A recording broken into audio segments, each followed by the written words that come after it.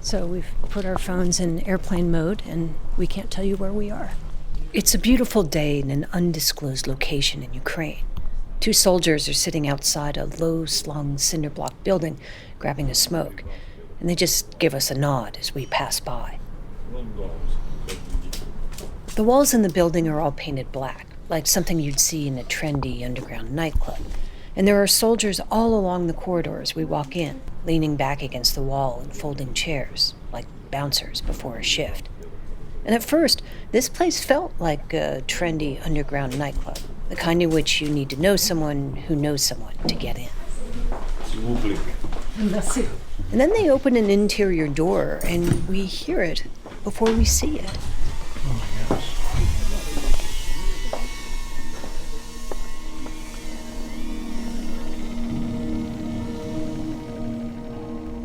This is the drone proving grounds for the Bor-Viter military school. It's a secret training facility that is teaching active duty soldiers and veterans to do something that no one had fully appreciated 2 years ago would have such an enormous impact on the war. They're flying drones. What they're doing is they're actually having to weave it in and out of cones. A kind of speed and agility drill for what look like little mini helicopters. Тобі ж, всі пілоти у нас же ж приходять, звісно, з нуля. This is an instructor named Yuri. He used to be a manager of a restaurant before the war, and he was just back from the front to teach new soldiers how to become drone operators. They start on the simulator and then graduate to these tiny drones you're hearing. They're about the size of your hand.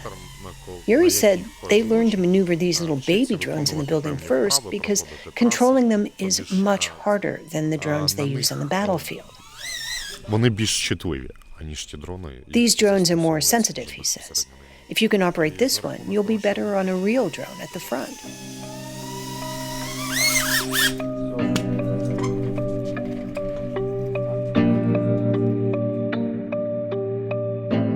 From Recorded Future News, I'm Dina Temple-Raston, and this is Click Here's Mic Drop, an extended cut of an interview we think you might want to hear more of. And today, we have something a little different for you. A peek inside a drone training facility we visited in Ukraine last year, where veterans of the war are training new recruits in a technology that has killed more enemy soldiers more cost-efficiently than any other weapon on the battlefield. And what started out as an inexpensive, innovative solution to help Ukrainians battle Russian invaders has morphed into something else too, a highly effective way to get into the enemy's head. Stay with us.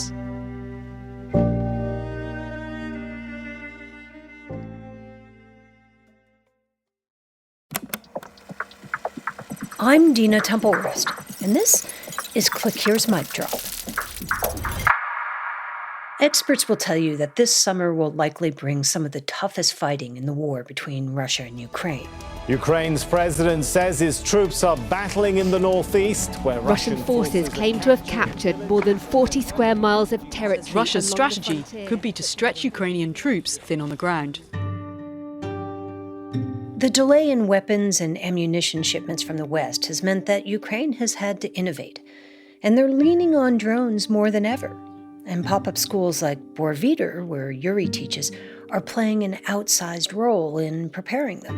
We started the school in April 2022, so several months after the full-fledged invasion of the Russian Federation into Ukraine. This is Tatiana Ostra. She's one of the school's co-founders. And we started initially with just drones, but now we evolved into a big school with over 125 people on the team. The idea was to create a school that would train active-duty Ukrainian service members in specialties that are of particular use in the war. Some of them are territorial defense units, some of them are special forces, army, like land forces. We have not had a lot of experience working with Air Force, but all the others, to include Border Guard, Special Security, Special Transport Service, Security Service of Ukraine, so all kinds of uniformed service members.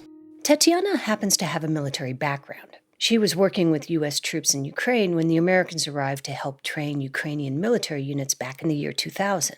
She did a rotation in Kansas, which helps explain why she sounds so American. And then, eventually, she teamed up with a friend of hers who was into tech, a guy named Horst Bielaus, and together, they stood up the school. He's a good manager, and his background is from IT and from other spheres. And so it was a great combination of efforts with my military training background and his managerial background, and that's how we came up with the school. Their funding comes through a combination of grants and individual donations. And so far, they've trained almost 22,000 service members in everything from military leadership and map reading to flying all kinds of drones. We saw the necessity in drones, honestly, because this was a new thing that emerged. Drones started buzzing Ukrainian battlefields about 10 years ago, but have only become force multipliers in this latest conflict. The military started providing so many types of drones and equipment to the soldiers, they didn't know how to use them. Ukraine never had an MOS, a military occupational specialty, in drones before. And Bor Vidar stepped in to help. They got people rotating out of combat commands, people like Yuri, to come and teach the next generation of drone operators. He asked us only to use his first name, and he explained what we were seeing. One of his students is wearing a pair of goggles. The pilot does not see anything except the picture in the eyepieces. And, of course, he does not see what is happening around him. The goggles allow him to see a battlefield landscape and what the drone itself is seeing, immersively, so they can kind of become one with the drone. But this is a good thing, because he doesn't get distracted. He's just seeing what's in front of him and the potential target. So they work in teams. One person is flying the drone, another is responsible for attaching explosives. Це дрон камікадзе. This one is a kamikaze drone. Yeah. And they literally are attaching what look like rocket-propelled grenades to the drone with zip ties. Можна як завгодно. Можна і так прикріпити. As a rule, a battery is installed here, so big, and the explosive is hung from below. It could be a combustion round. It depends how you use it. Почекайся. Targeting system inside that says this is. Дивись, оце 7-дюймовий. The drone with the explosive is big rough to hit anything. At this point, Bor Vidar is training more than 1,000 soldiers every month. For us, it's the training that soldiers need to receive in a very intense, quick mode, and then go out to the field and use it and apply it in combat. And the drones that are seeing a lot of combat these days are these 30-pound night vision-capable drones that Ukrainians are calling the Vampire. In the night, it's time for the vampires to fly. It depends on the conditions, but usually it flies at 23 meters per second, which makes... This is from the Ukrainian government news station, United 24. This is a super effective tool. We used to chase tanks with RPGs, and now we work several kilometers from them. Safer for us and more efficient. These drones have become such a fixture in the battle for Kharkiv that Russian soldiers are known to run from them, and have even given the drones their own nickname. They call them Baba Yaga. In Slavic folklore, there's a story about an old woman who lives deep in the forest. She lives in a house that is built on chicken legs, and she flies close to the ground in what looks like a giant mortar and pestle. And she's known, as witches often are, to feast on children. This modern-day drone Baba Yaga has an appetite for Russian tanks and the soldiers inside them.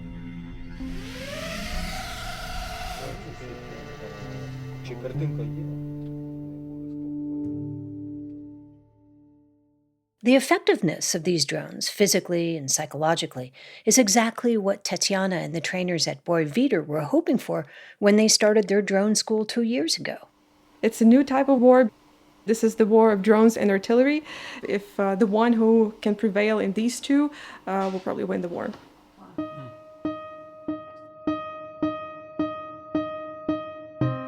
Vampire drones are at least a start.